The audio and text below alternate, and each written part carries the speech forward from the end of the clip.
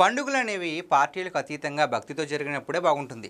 అయితే వినాయకుడి విగ్రహంపై కూడా సినిమా డైలాగులు, పొలిటికల్ కామెంట్స్ రాసి ఇష్టం వచ్చిన రీతిలో వ్యవహరిస్తే చూసే వాళ్ళకి వెగట పుట్టే విధంగా ఉంటుంది. వినాయకుడి విగ్రహం వెనక భాగంలో రప్పారప్ప నినాదాలు, గొడ్డలు గుర్తు వేశారు తెలియని వ్యక్తులు. వైసీపీ రప్పారప్ప నినాదాలు, గొడ్డల గుర్తులు వినాయక విగ్రహాన్ని కూడా వదలలేదు.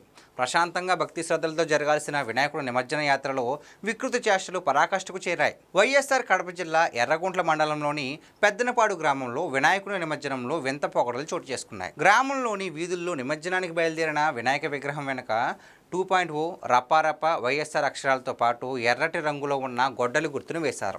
ఇంతటితో ఆగకుండా వినాయక విగ్రహాన్ని పైకి ఎగరవేస్తూ రప్పారప్ప వైఎస్ఆర్ అని కేకలు వేస్తూ నిమజ్జనాన్ని వీధుల గుండా తీసుకెళ్లడం గ్రామస్తులను విస్మయానికి గురిచేసింది.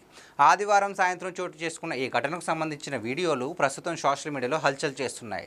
ఈ క్రమంలోనే వచ్చే సంవత్సరం వినాయక చవితికి ఎవరూ చందాలు ఇవ్వకూడదని గ్రామానికి చెందిన కొందరు చెబుతున్నారు. కాగా పెద్దనపాడు వినాయక విగ్రహ నిమజ్జన విషయంలో ఎలాంటి ఫిర్యాదులు రాలేదని, శాంతి భద్రతల దృష్ట్యా ఈ సంఘటనపై విచారణ చేస్తున్నామని సిఐ విశ్వనాథ్ రెడ్డి తెలిపారు.